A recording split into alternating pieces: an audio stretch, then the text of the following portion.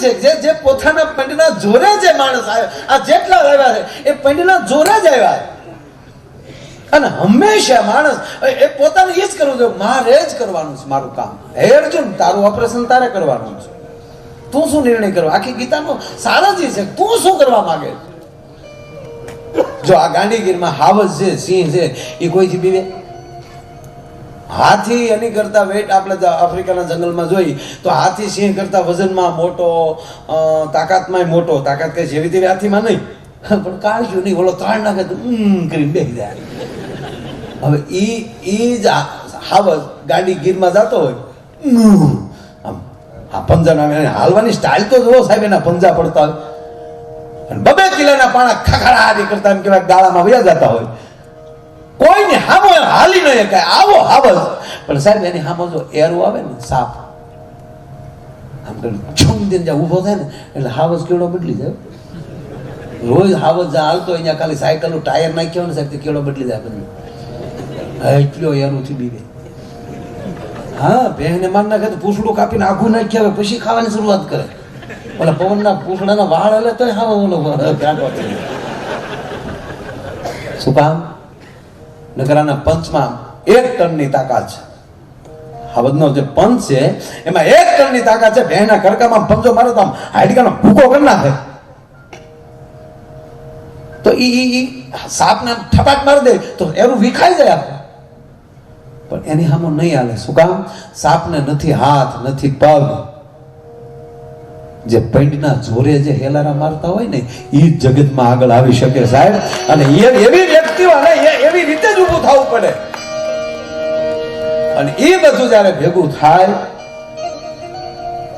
દરેક કલાઓ ભેગી થાય, અને જયારે ઈ લોખંડનું સંમેલનની વાત કરું કે ઈ લોખંડમાં નોખા નોખા ઘાટ કઢાઈ ગયા. એનો પ્રમુખ ગણ તે સાહેબ મોટો યજ્ઞ કોણ કર્યો? નાયકને આમંત્રણ આપ્યું 18 વરણ. હાલો શીણી બેન આવો, કાતર બેન આવો, હાંસી બેન આવો, બધા આવ્યા. એટલે કીધું પ્રમુખજીએ શું બોલાવ્યા છે કે આપણે છે ને બધા નોખા નોખા બહુ અંદરો અંદર કાપીએ છીએ.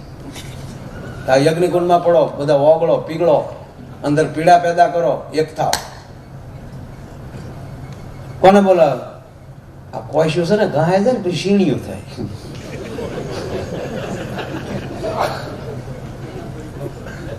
પછી અંદર અંદર કાપવા સિવાય ધંધો. અમારું નામે નહોતું લખ્યું. પછી અમારે હું આવું નામ તો બાપુજીના લગ્નમાં ક્યાં તમારું નામ હતું? તો એનો બાપુજી પરણી ગયા ટેસ્ટથી.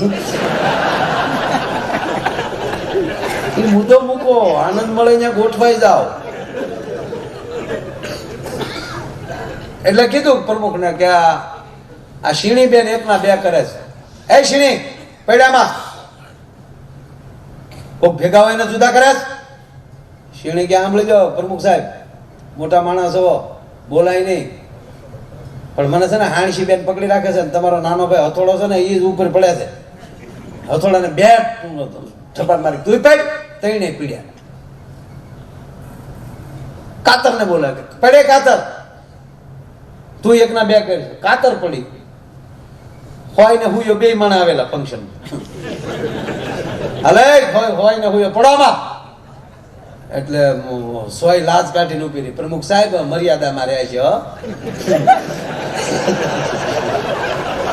અમે 2 માણા હે, કોઈ દે કોઈને નોખા નથી કર્યા હો. કોઈ નોખા હોય ને ભેગા કર્યા છે. પ્રમુખ કે હું આમ તો પ્રમુખ છું, આમ તો પ્રમુખ છો, હું નથી ઓળખતો. તમે 2 માણા હામ હામાં બાકાત પાડો છો તો ભાગ કહેવાય. દોરાના ભેગા કરતો જાય છે. ઘણા સમાજમાં એવા હોય આમ લાગે ભેગો કરવા, પણ 2 કરવા ખા પડતો. હું કોઈ નહીં, હું કોઈ નહીં.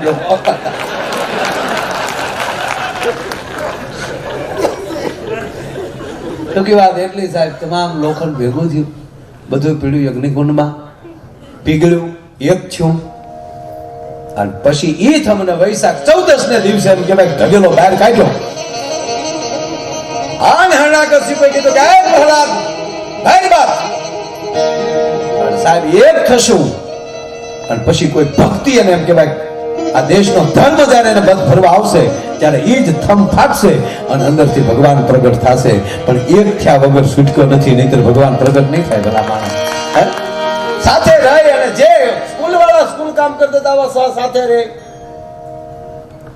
દરેક જે ક્ષેત્રમાં જે કામ કરે છે. અમે હું ગાડી આપતો અહીંયા તળાવે આવતો હું સુરત બસ લઈને, કેવો સાહેબ અમારા ડ્રાઈવરોનો હપ માન્ય કે આવો એટલે નહીં ઉભું રહેવું, નહીં ઉભું રહેવાનું. હોટલ વાળું કેવું પડે લઈ યાર આવો ને 5 જણા ત્યાં ઉભા રહેવા નીકળ્યા અમે ચોખ્ખા બહુ સાહેબ બસ આગી તો એ ભાઈ બને છે ને પેલો એ તેથી શોખ છે કાવડેલો. આ ટાયર છે ને એ પુરુષ છે, અંદર હવા છે ને એ સ્ત્રી છે.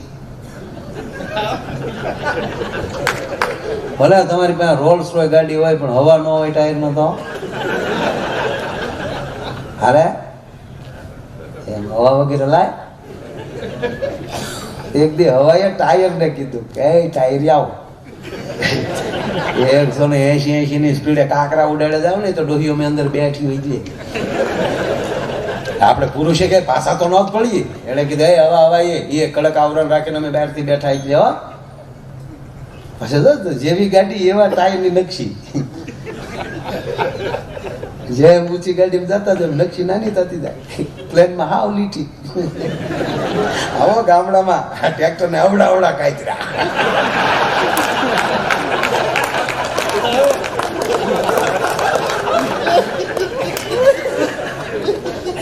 એટલે ટાયર ખીજાણો એ હવા બાર મેં કડક આવરણ રાખીને બેઠા એટલે હો નગર તમે ઢોળાઈ ગયો કારુન્યું. આ બે વડસડ કરતા હતા ને સાહેબ, એનો છોકરો વાઘ બોલ્યો એ કે બા બાપુજી બે હક ના રહેજો, બાકી વૈશમાલી હમી સટકી ગયા ને તો બે ઢોળાઈ જાઓ. સાહેબ આ સ્કૂલો છે ને વાયર ટ્યુબ રિપેર કરવાનું કામ કરે છે. એવા સંતાનોને સંસ્કાર આપીને ભણાવો, કારણ કે આ આવનારી પેઢીઓ. અને મેં હમણાં ઇન્ટરવ્યુમાં કીધું સાહેબ કે જેના દેશનો શિક્ષક મહાન, જેનું શિક્ષણ મહાન, એ જ દેશ મહાન બને. હા તો મારું હાલે નહીં સાહેબ, બાકી કલેક્ટર પેલા ભરતી શિક્ષક ની થવી દો એટલા પગારની. હા જેને ભણીને જેની પાસે કલેક્ટર થવાનો હોય એ તો કઈક કલેક્ટર થી દોઢું આઈએસ ઓફિસર એ જ હોવો જોઈએ, યુપીએસસી પાસ થયેલો જીપીએસસી પાસ થયેલા શિક્ષક હોવા જોઈએ. ભલે 2 લાખ રૂપિયા 5 લાખ રૂપિયા ફી દેવી જોઈએ. હાલે ફી અમારા છોકરાને પછી નિમિત્તમાં ફી દેવાની, હું એની ફી દઈ. બહુ સંસ્કાર વાળી વસ્તુ છે ને બહુ જુદી. હું તો કાયમ એક વાત કરું સાહેબ, આપણામાં કેટલા સંસ્કાર છે એ છોડો, તમે કોની હારે છો એના ઉપર બહુ આધાર. હા પ્રોગ્રામમાં કોણ સાંભળે છે ને એ બહુ મોટી વાત છે. અમે મહાન નથી, ઓડિયન્સ મહાન. નગર અમે તે મેરડીમાં લાભાર્થી મુરજન દાદા લાભાર્થી પ્રોગ્રામ પેલા નહીં કર્યા હોય.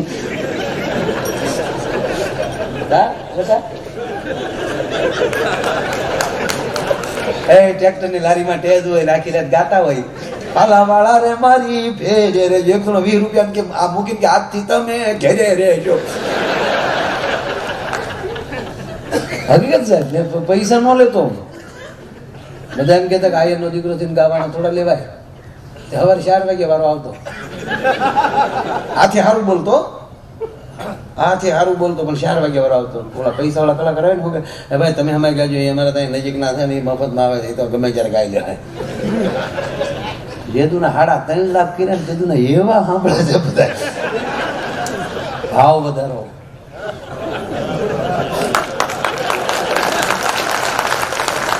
અંદરનો ભાવ વધારો.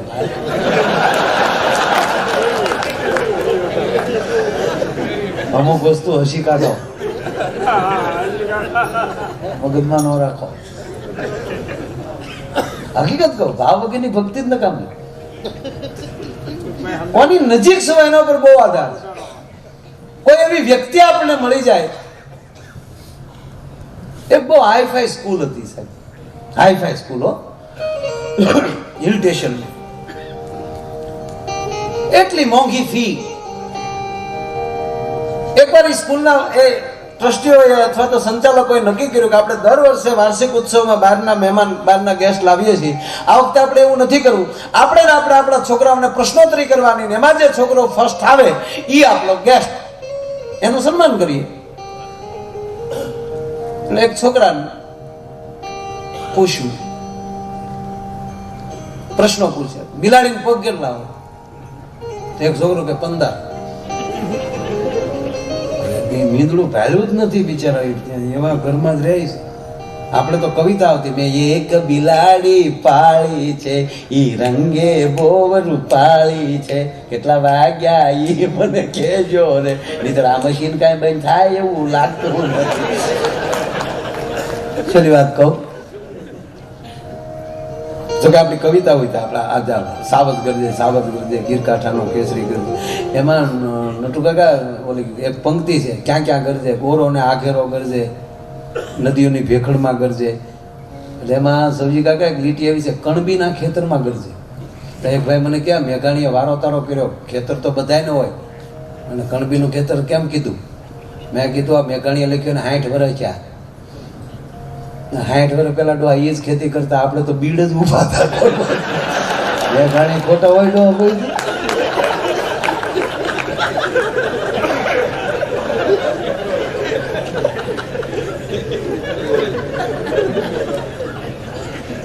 છેલ્લી વાત એટલી, સમય થઈ ગયો.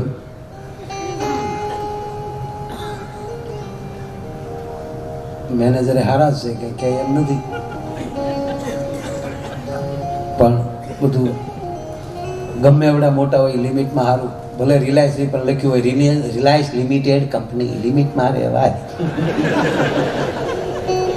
ટૂંકી વાત કહી દઉં, છોકરાને કીધું 15, બીજાને પૂછ્યું 12, છેલ્લે છોકરે કીધું 5 કીધું, એને ફર્સ્ટ આપ્યું, સન્માન કર્યું.